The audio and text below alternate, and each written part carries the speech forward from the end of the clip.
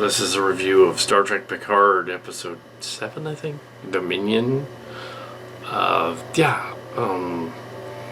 hiding in the Chautauqua thing, scrapyard, Chautauqua scrapyard. That's near the Dahlak camp from the other story, from Chimera. And they encountered what apparently is Tuvok, but not, because there's ominous Deep Space Nine music, so it's not him. And they don't seem to notice this at first, even though like the voice print matches, but then it doesn't. They probably shouldn't have said what their plan was to him until they figured that out. They're not very good spies. Seven is apparently an incompetent Fenris Ranger spy. Why did they tell all this information to him before they figured out who he was? And then they figured out, oh, I didn't answer the question, Calto thing correctly. Which is kind of a silly plan with the Dominion anyway, because wouldn't they have done their research as to who they're gonna infiltrate? And they would know stuff like that? They would have checked the Voyager logs and gone like, okay, yeah, there's record of how many times Tuvok played Calto or whatever. It probably is. So he probably wrote it down. He's a Vulcan. He would have written it down because he's that logical. It's Captain. They did do something we did though. Captain Tuvok, presumably Deep Space Nine. This is something that kind of did with the Titan books, but I did it in Chimera 2388. He's the Vulcan officer on the Deep Space Nine, which is something similar to what the books did.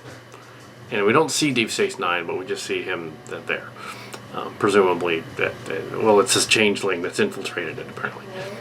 So we have them going, we can't figure out what they're going to do with Picard's body. They're going to do an automaton, I guess, and try to animate it and make it attack Starfleet, which does beg the question if he is wanted as a fugitive for, like, escaping them, then they won't want him at the Frontier Day, so that kind of doesn't work. They would arrest him. They wouldn't let him talk. So that's kind of a bad idea. They're gonna like infiltrate his DNA. Then don't they have that on file somewhere? What would they? Yeah, if they can just touch somebody and be them, that part of it doesn't make sense. And then, but yeah, there's some holes in it. Then it becomes it becomes a little bit of a Canary Space episode, and also did it on Space Vanguard's USV as well in the storybooks. The idea of the ship being infiltrated and them tricking them on the ship. They also did that in Next Generation with Gambit 1 and 2 and a couple of other episodes. So they've done it before in Star Trek. So it isn't like they were copying Cillian Realms specifically. They were just copying Next Generation episodes that also mirrored Cillian Realms, something else. The classic, we have to defend the ship from the bad guys. Let's lure the bad guys to the ship, turn everything off, and then trap the bad guys on the ship. We get that weird hand appearing thing, which does beg the question: who is her hand? And Werewolf Fuzzy Face is like, it's a masturbation hand. It's what she jacks off with.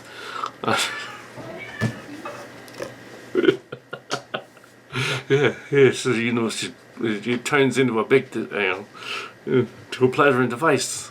But yes, so yeah, because of course the guy playing the hand is Werewolf Fuzzy Face. Not really, but it sounds like it. Anyway, so we have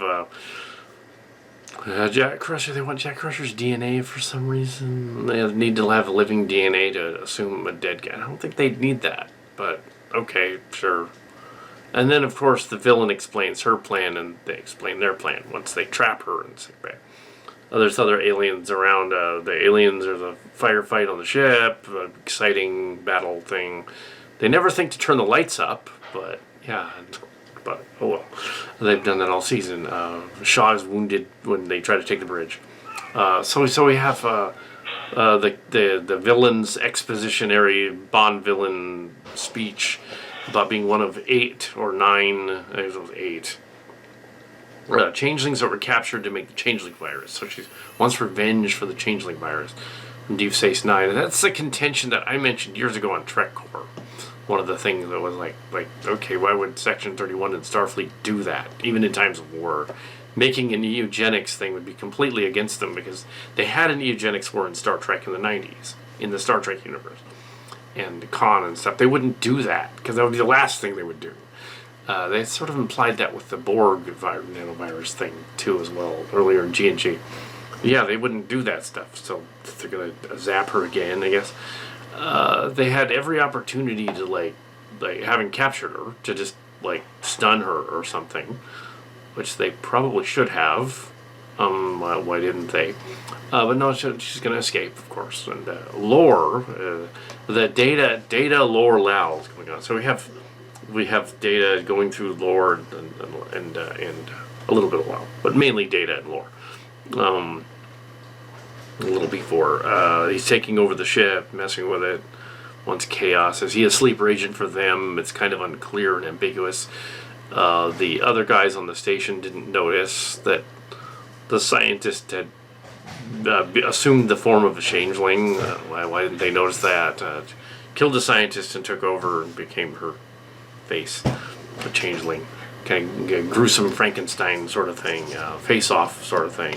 Dark Man as well. A lot of influences from 80s and 90s horror movies in here. The changeling's plan is apparently the automaton. Like Picard already explained it to her, though. So it's like, well, we have figured out your plan. You're going to use an automaton with me. Oh. So now it's going to be like J.J. Abrams in Lost going, oh, they all figured it out. So the fans figured it out, so we're not going to do that. So why did they steal the body then? But Trek Yards already predicted that on their podcast. So they were all like, oh yeah, that's what they're going to do. They're going to do that. And what's funny is Commander Calkins and his girlfriend and Captain Foley and his wife, and they were all on the set, and they were doing their different podcasts, and they're all like, oh yeah, this would be. Also, Steve the Shives and his friend also said kind of the same thing. So yeah, they all kind of said, okay, this would be really dumb if they did this, like they made the body into an automaton, like the data thing. It would just be really obvious. And that's what they're gonna do. Yeah. So why? Again, like I said in the beginning of the review, if they already know Picard is like a wanted fugitive, they're not going to let him talk anyway, so what's the point? Use him as a sleeper agent, his dead body. Or a changeling will just assume his form, basically. Which they can do if they touch you, apparently. Without smelling like you or something. But then they figured out, oh, these 8 or 9 that started it, there's only 8 or 9 of them. 8, I guess. They all have the leftovers of the virus inside them, so they can tell who they are. But that kind of doesn't work either, because they all do. If Odo touched the changeling's heart and made her well, apparently this episode proves that no, it didn't. It pissed off, it splintered them, if anything, and the ones that actually were originally in the lab thing they got mad and they went out and they did their other thing. And yeah, that's kind of what Terry was going for there, I think. Yeah. Kind of on the same wavelength I was during the Deep Space Nine debate discussion and my Trek Core experiences, going on about yeah, that doesn't make sense, because she just changes her mind abruptly and surrenders. It's like, no, I don't care if she got cured, she would not change her mind. So there's this other, so they kind of retconned that a little. They said, a lot of them apparently are still pissed off. They want to there's also a parallel to, I guess, the World War II. After World War II, some of the Nazi people were incorporated into rocketry and science and stuff, and they just let them, because they were they changed sides. They went over to the Russians. They went over to us. Whatever. It's kind of like that in the U.S. Kind of 80, 90 years ago. There's parables to other stuff like that. Oh, the evil scientist butcher guy we need him to be clever. It's kind of, there's a lot of layers going on there. We need the evil scientist to come up with evil stuff, so we don't get the blame for it. So It's a good episode. It just had some silly plot logic in it.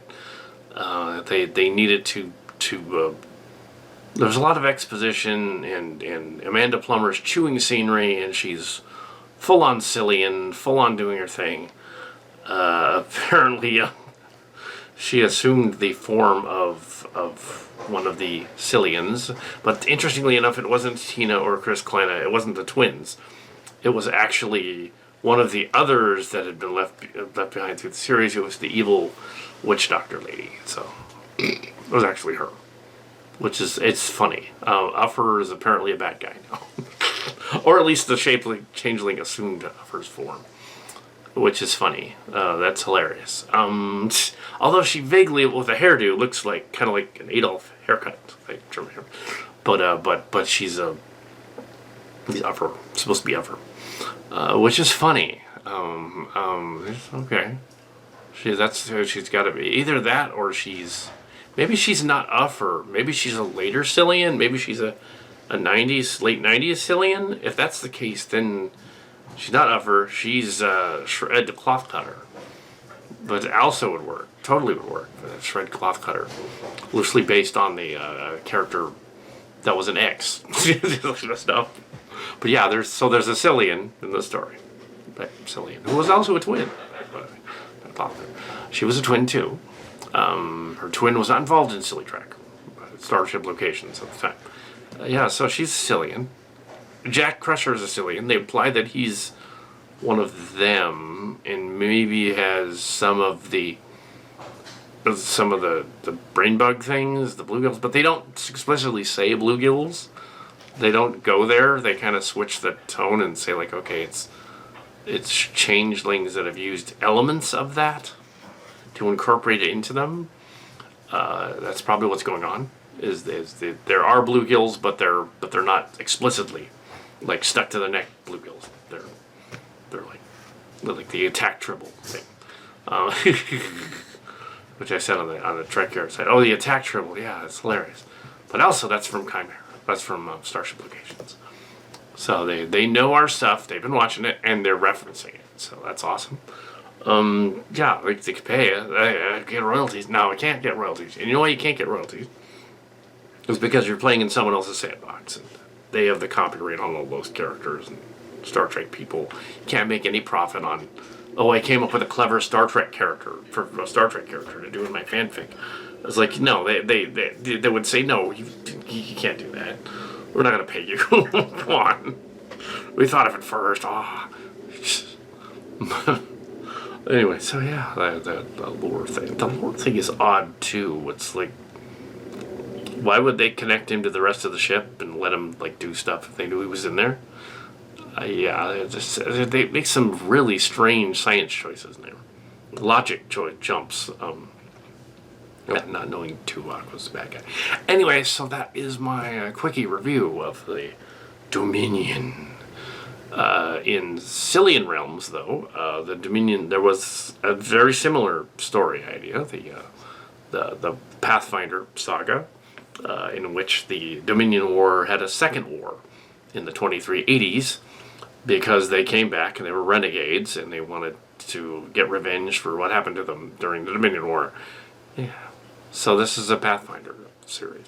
They could say at the end that this is a Pathfinder universe, but it's not really the regular Star Trek, so don't worry about it. They could totally do that. They could pull a sideways universe thing and say like, oh, it's a silly realm, it's a silly Trek. I'm sure they're not going to do that, but it'd be kind of funny if they did. They like get a call from like the other universe. They're like, oh, the real nice, glowing, light, well lit Star Trek universe is like, oh, yeah. So you need our help.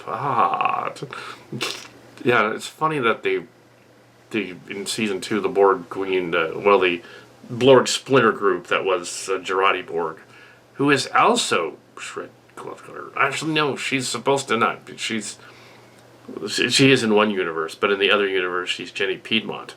So she is another. That's the made-up character.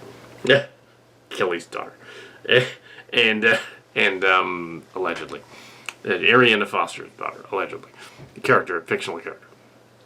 And if it's her, then that'd be funny if she showed up. But it is cool to see Tim Russ as Tuvok, even if he was playing evil Tuvok. It's not the Mirror Universe, though. But you'd think it almost is. But it's Cillian Realms, so... Anyway.